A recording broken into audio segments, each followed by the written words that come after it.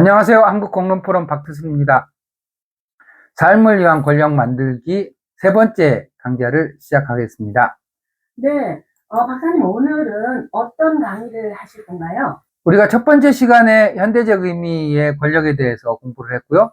지난 시간에 권력에 대한 우리의 고정관념에 대해서 공부를 했다면, 오늘은 현대적 권력 개념과 시민들이 생각하는 권력 개념 간에 어떤 생각의 차이가 있는지를 좀 정리를 좀 해보고, 그런 다음에 이런 생각의 차이가 발생하게 된 현실과 우리들의 인식 간의 차이가 발생한 원인이 무엇인지를 공부를 해보도록 하겠습니다. 의미 있겠죠? 네, 그렇다면 질문을 좀 드리겠습니다. 현대적 권력 개념과 일반 주민의 권력 개념 간에는 어떤 차이가 있나요?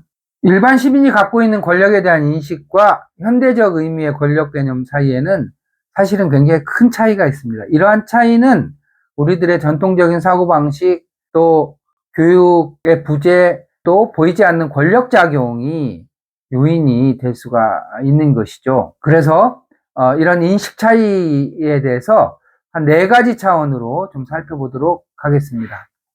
첫 번째는 권력의 구조와 관련된 것입니다. 일반 시민의 권력에 대한 생각은 위계적 권력이죠. 자, 일반 시민의 권력 개념은 권력은 위에서 아래로 행사되는 수직적인 것이고, 정부나 기업, 정치인과 같은 특정한 집단만이 권력을 갖는 것이고, 그리고 개인은 권력을 가질 수 없으며 권력은 특정 계층의 전유물이다라고 하는 인식이 널리 퍼져 있죠. 그렇지만 현대적 권력 개념은 권력은 위계적이지 않고 네트워크 속에서 관계적으로 작동한다라고 인식하고요. 국가나 기업뿐만 아니라 개인이나 시민사회, 지역 공동체 등 다양한 주체가 권력을 행사할 수 있다고 인식하는 것입니다. 또한 SNS와 디지털 플랫폼을 통해서 시민도 여론을 형성하고 영향력을 행사할 수 있다, 이렇게 인식을 하고 있는 것이죠. 따라서 과거의 권력은 주로 군주제라든가 중앙 집중적인 국가 운영 등 위계적인 형태를 띄었었던 것이죠. 그런 의식이 우리한테 내면화되어 있는 것이고요. 이러한 경험이 권력은 소수의 엘리트가 가지는 것이라고 하는 인식을 형성했다, 이렇게 볼 수가 있습니다. 그러나 현대사회에서는 정보화, 민주화, 네트워크화 등이 진행되면서 권력의 구조가 변했잖아요. 그럼에도 불구하고 일반 시민들의 인식은 여전히 과거의 위계적인 구조에 머물러 있다, 이렇게 말씀을 드릴 수가 있습니다. 두 번째, 권력의 본질과 관련해서 말씀을 좀 드리겠습니다. 일반 시민은 권력을 소유하는 개념으로 이해하는 경우가 많은데, 현대에 있어서 이 권력의 본질은 흐르는 권력, 유동하는 권력이라고 하는 의미가 훨씬 더 강해졌습니다. 조금 더 구체적으로 살펴볼게요. 일반 시민의 권력에 대한 인식은 한정된 자원으로 누군가가 가지면 누군가는 빼앗긴다, 제로섬 게임으로 인식을 하잖아요. 그래서 권력은 특정한 개인이나 집단이 소유하는 것이고, 잃으면 다시 얻기 어려운 것으로, 꼭 부동산 같은 것으로 인식을 하는 거죠. 일반 시민들은 권력을 소지하지 못하므로 권력을 행사할 수 없다고 생각을 하는 겁니다. 그러나 현대적 의미의 권력 개념은 이것과 굉장히 많이 다릅니다. 권력은 고정된 자원이 아니라 관계 속에서 형성되고 변동하는 흐름이다. 권력은 공유될 수 있고 협력과 연결을 통해서 더 강한 힘을 만들어낼 수 있다고 생각하는 겁니다. 또한 시민 개개인도 네트워크를 통해서 영향력을 행사하고 권력을 형성할 수 있다라고 보는 것이죠.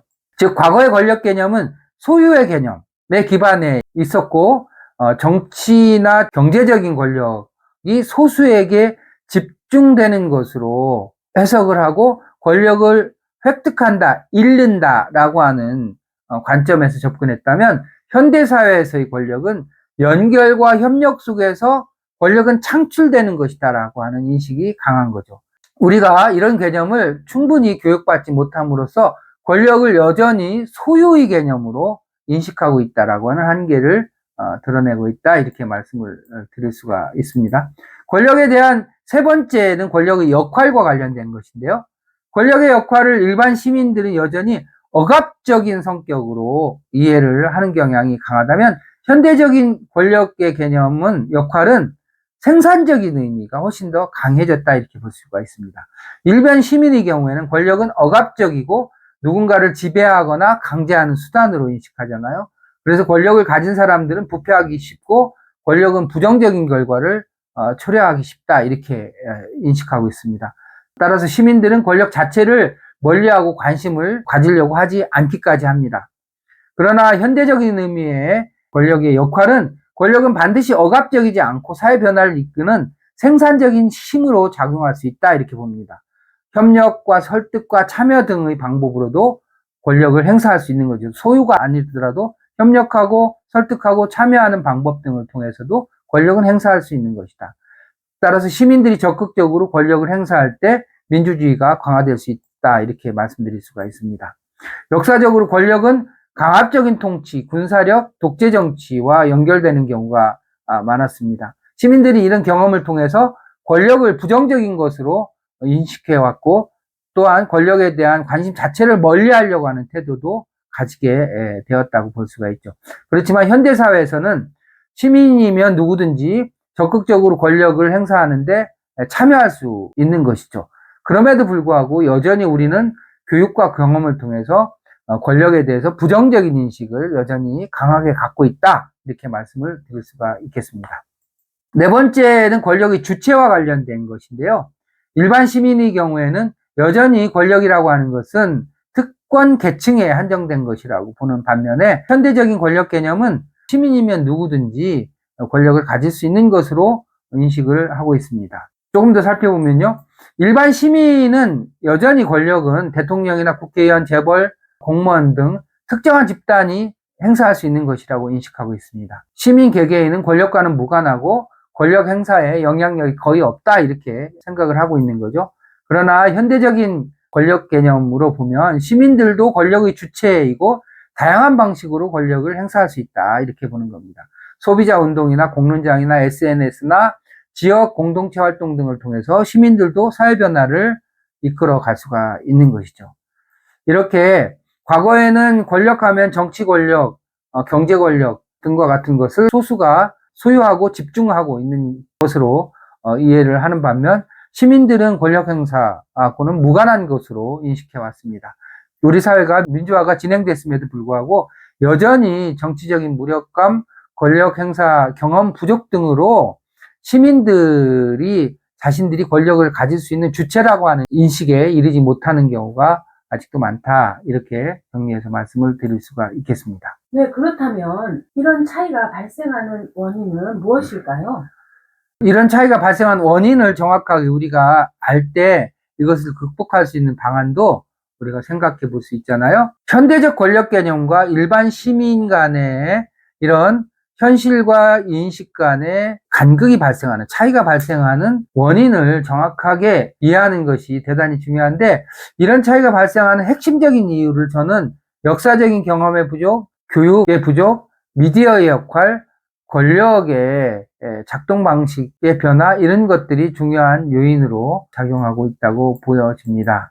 첫 번째는 역사적인 경험의 잔재라고 볼 수가 있습니다. 과거의 권력은 대개 중앙 집권적이었었고 위계적인 형태를 띠었죠. 독재 정권이나 식민 지배, 산업 자본주의 등을 우리가 역사적으로 경험을 하면서 권력은 소수 엘리트층에 독점되는 것이라고 하는 인식이 굉장히 강하게 우리 내면에 자리 잡았다 이렇게 말씀을 드릴 수가 있습니다. 조선시대 같은 전통사회에서는 왕과 양반 계층이 권력을 독점했고 백성들은 철저한 피지배자로 존재했던 것이 사실이잖아요. 또 일제강점기에는 외부 지배 세력이 강력한 통제력을 행사하면서 식민지 백성들은 권력 행사에 참여할 수 있는 기회가 전혀 없었습니다. 산업화 과정에서도 국가와 재벌 중심의 권력 구조가 형성되어서 역시 권력이라고 하는 것은 경제 권력, 정치 권력이 권력에 집중되어 왔던 경험을 우리는 갖고 있습니다. 이러한 경험들이 시민들에게 권력은 특정한 소수가 가지는 것이고 우리는 권력을 행사할 수 없다라고 하는 권력에 대한 무력감과 거리감을 만들어 왔다 이렇게 말씀드릴 수가 있겠고요. 두 번째는 교육과 정보의 부족에 그 핵심적인 원인이 있다고 보여집니다. 현대사회에서 권력은 다양한 방식으로 작동하지만 대부분의 시민들은 학교 교육이나 일상에서 그것들에 대한 체계적인 교육을 받은 적이 없습니다. 우선 학교 교육에서의 한계를 지적하지 않을 수가 없는데요.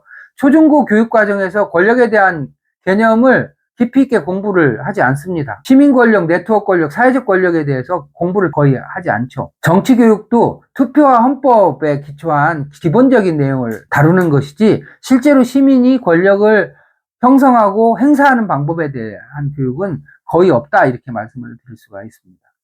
또한 일반 시민에 대한 정보도 굉장히 부족한 편입니다. 현대적인 권력 개념은 학계나 일부 정치, 사회운동에서 논의되지만 일반 시민들이 접근할 수 있는 기회가 없죠. 학교 교육과는 또 다르게 일반 시민이 이런 현대적인 의미의 권력을 공부할 수 있는 기회가 없다라고 하는 겁니다. 대중매체에서도 권력은 주로 정치나 경제적 권력층 얘기를 주로 다루지만 일반 시민이 권력의 주체라고 하는 점은 별로 관심이 별로 없습니다. 결과적으로 시민들은 여전히 권력은 소수가 가지는 것이고 자신들과는 관계가 먼 개념이라고 하는 인식을 형성할 수 있게 되는 것이죠. 세 번째는 미디어와 사회 구조의 영향이라고 볼 수가 있습니다. 사회가 그렇게 만드는 측면이 강하다, 이렇게 말씀을 드릴 수 있는 거죠. 현대사회에서 권력은 과거처럼 경제적인 영역에만 작동하는 것이 아니고 미디어나 문화, 제도, 관습 등을 통해서 은밀하게 작동을 하는 거잖아요. 하지만 이런 권력의 작동 방식은 쉽게 인식되지 않고 일반 시민들은 자신들이 권력의 영향을, 다양한 종류의 권력의 영향을 받고 있다는 사실 자체를 쉽게 깨닫기 어렵습니다. 예를 들면 미디어가 만드는 권력의 이미지라고 하는 것이 있잖아요. 그래서 뉴스와 드라마에서 권력은 주로 정치인, 기업인, 권력층의 이야기로 다뤄지고 일반 시민의 권력은 거의 다뤄지지 않습니다. 조명되지 않죠. 대중문화에서도 부자 권력자 지도층이 강한 권력을 가지는 모습을 반복적으로 보여주는 반면에 일반 시민이 권력을 형성하는 과정이라든가 이런 부분에 대해서는 거의 얘기하지 않죠. 또한 그 제도적 장치 속에서 권력은 작동하고 있습니다. 법과 제도는 기본적으로 시민을 보호하는 역할을 하지만 동시에 특정 계층에게 유리하게 설계될 수도 있는 것입니다. 예를 들면 부동산 정책이라든가 노동법이라든가 조세제도라든가 이런 것들이 일부 계층이 더 많은 권력을 행사할 수 있도록 구조화되었을 수도 있는데 시민들은 이런 제도적인 장치 속에 있는 권력을 쉽게 인식하지 못할 수가 있는 것이죠. 이렇게 권력이라고 하는 것이 미디어와 사회 구조 속에서 보이지 않는 형태로 작동하면서 시민들은 권력의 실체를 제대로 보고 이해하기가 굉장히 어려워지는 이런 측면도 또한 있는 것입니다. 네 번째, 권력의 작동 방식을 정확하게 인식하지 못함으로써 발생하는 문제가 있을 수 있습니다. 현대사회에서 권력은 단순히 강압적인 형태를 넘어서 네트워크 속에서 흐르는 권력이라고 전 시간에 말씀을 드렸잖아요. 그렇지만 일반 시민들은 이런 네트워크 속에서 흐르는 권력이라고 하는 개념을 포착하기가 굉장히 어려운 것이죠. 왜냐하면 전통적인 위계적인 권력 개념 속에 우리가 빠져 있기 때문에 그렇습니다. 특히 네트워크 권력에 대해서 정확하게 인식하는 것이 굉장히 중요한데요. 권력이라고 하는 것은 이제 한 사람이 독점하는 것이 아니라 다양한 이해관계자들 사이에서 형성하는 것이고 SNS나 공론장, 시민사회 조직 등을 통해서도 개인도 강력한 영향력을 행사할 수 있고 협력과 참여를 통해서 새로운 권력을 형성할 수 있음에도 불구하고 일반 시민들은 이러한 권력 변화를 체감하거나 경험할 수 있는 기회가 상대적으로 적었기 때문에 기존의 전통적인 권력 개념을 유지하는 경향이 굉장히 강하다, 이렇게 말씀을 드릴 수가 있겠습니다. 마지막으로 사회적인 무력감 관련해 가지고 말씀을 드릴 수가 있겠습니다. 시민들이 권력 행사에 굉장히 소극적인 이유인 것이죠. 일반 시민들은 권력을 행사할 수 있는 기회가 적고 과거의 경험을 통해서 우리는 힘이 없다라는 생각을 자주 합니다. 이런 무력감은 권력에 대한 관심을 줄이고 기존의 잘못된 인식을 강화하는 경향이 있습니다. 무엇보다도 정치적인 무력감이 굉장히 크죠. 투표나 시위, 청원 같은 민주적 참여 방식이 실제로 큰 변화를 만들어내지 못한다라고 생각을 하는 겁니다. 정치와 권력 구조가 일부 엘리트에 의해서 결정된다고 생각하기 때문에 별로 참여의 의미를 느끼지 못하게 되는 경우가 많죠. 경제적 무력감도 있습니다. 경제적 불평등이 심화되면서 자본 권력의 영향력이 커지고 일반 시민들은 경제적 권력을 가진 사람들 앞에 무력감을 느끼게 됩니다. 우리가 무엇을 할 수 있을까? 기업과 노동자 사이에 권력의 불균형이 지속되고 있지만 개인이 경제적 권력을 행사하는 것은 거의 불가능하다고 생각을 하는 것이죠. 마지막으로 사회적 무력감이라고 하는 것도 있습니다. 미디어나 교육, 법 제도 같은 것들이 복잡하게 얽혀 있으면서 일반 시민들이 권력을 바꿀 수가 없다라고 생각을 하는 거죠. 결과적으로 시민들은 권력은 내가 어떻게 할 수 있는 것이 아니다라고 하는 생각, 인식, 무력감을 갖고 있다 이렇게 말씀을 드릴 수가 있습니다. 이렇게 우리는 오랜 관행과 경험 또 제도 속에서 낡은 인식을 여전히 유지하면서 현대적인 의미의 권력 개념을 제대로 깨치지 못하고 있다. 이것이 현실이다. 여기서부터 시작해야 된다라고 볼 수가 있습니다. 네, 오늘 강의가 의미가 있으셨나요? 의미가 있었다면 구독과 좋아요 부탁드립니다. 감사합니다.